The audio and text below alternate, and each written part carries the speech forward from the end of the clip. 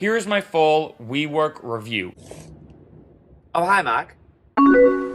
I signed up for the WeWork All Access program, and I gotta be honest, right in the beginning of this video, they did not ask me to make this video. This is my 100% honest review. I'd give it, short answer, I'd say 3 out of 5. There are a tremendous amount of benefits to the WeWork All Access program, but a couple cons, and I will say it's only a couple, but they're pretty big cons. So let's get into it. The main idea or concept of the WeWork All Access program, the best way to think of it is think of it like a combination of a gym membership and a Starbucks. So you pay a flat fee every month and you can access any location in the country, which is pretty awesome. So let's say if you're traveling, if you're bouncing around, I'm not gonna lie, it's pretty convenient to just pull up the app, find any WeWork in your location, and immediately go to it. Now, you may be wondering right in the beginning of this video, how much does it cost? I hate when YouTubers make you wait to find out the fee.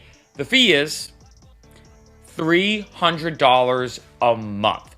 $300 a month to sign up and use the WeWork All Access program. I'm not gonna lie, that is, in my opinion, by far the biggest con. It is very pricey. There are some amenities, and I will talk about that in a second, but I gotta be honest, that for me is the biggest reason why I actually stopped going to WeWork. When I first signed up, I actually had a coupon. So for the first 3 months, it was $150 a month. I felt like that was reasonable, like $150 a month. Okay, you know, with all the amenities, which I will talk about, not too bad. This is something you do have to balance out though, as I'm not gonna lie, when I was there, I got so much work done. Sometimes even more if you had to do like the work versus money math out. Sometimes I'd even make more than $300 a month just by going there and working. So here's the way it works. You have to download the app, and once you go there for your first time, you'll get a card. What's kind of annoying, I'm not gonna lie, is that let's say you wanna go Monday through Friday, you have to sign up and book a spot, so to speak, every single day. As opposed to, let's say, a gym membership, you just show up, right? You show up, you tap your fob, you go into the gym. However, with WeWork, every single time you go, which can get very annoying, because I was going almost every day, you have to go on the app, sign up, and then go. It takes about, I don't know, 10 or 20 seconds, so it's not like the biggest deal in the world, but it's still a hassle nonetheless, and there were so many times I went and just forgot to sign in. So after you sign in, you tap your fob, you walk in, and the best way to think of it, like I said, is like a very nice Starbucks. There's a bunch of different places to sit. It's super, super beautiful. Typically, they're also in office buildings, so they're on like a higher floor with beautiful views.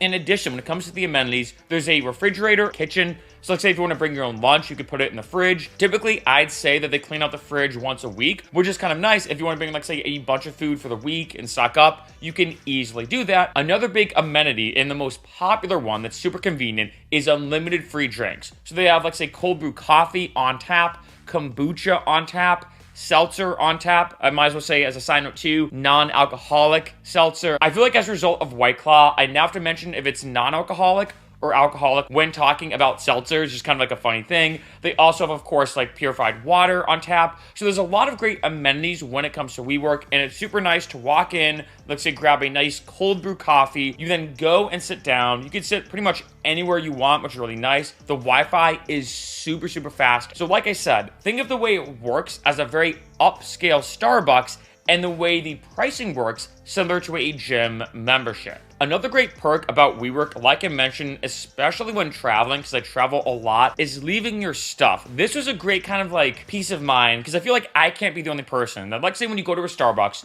you're working on your computer, and you have to go to the bathroom. You have to do that kind of like mental math where you're like, all right, the bathroom's right there. I don't have to go in and out. It's gonna take me a couple minutes. Do I bring my computer with me to the bathroom? Do I leave it here? I feel like this Starbucks is safe, etc., etc. With WeWork, you really don't have to worry about that. With WeWork, it's unbelievably safe. I remember talking to the couple WeWorks I personally went to, and they said to me, like, yeah, being honest, nothing pretty much ever gets stolen. There were times I saw people leave their entire computer, iPad, all this pretty expensive stuff out in the open, and they'd be gone for hours. Come back, nobody would touch it. So it is a great peace of mind. Let's say if you are traveling, you do work from home, let's say you have a remote job, it is very convenient to go somewhere and be able to leave your stuff. I mean, if anything, being honest, sometimes that $300 a month does give you a nice peace of mind, as opposed to Starbucks, where every single time I went to the bathroom, there'd be this little like anxiety in the back of my head being like, I hope my stuff's there when I get back. In addition, when it comes to WeWork, there are private offices you can rent.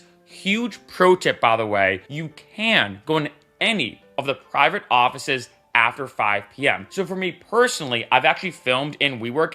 I kind of looked at it in a great way, almost like a mini filming studio. For any of my videographers out there, as you can imagine, if you look at it from that angle, like say if you're going to film, for example, $300 a month for unlimited access for those 30 days when it comes to those offices is pretty cheap. So I will say that if you look at it from a specific videographer standpoint, they're not super soundproof. I do have to be honest about that, but they're pretty decent. So what I would personally do, in case you're curious, I get to WeWork, set my stuff down, grab a cold brew coffee and a kombucha, because hey, why not? Kombucha is super, super good for you. Do some work until 5, then pack my stuff up, go to, let's say, to one of the offices, and there's usually a bunch of them, set myself up in the office, film, and then, like, say, get back, edit my work, etc., etc. Another thing when it comes to WeWork, and this does depend upon the location, some WeWorks close on 5, 6, or 7 or whatever.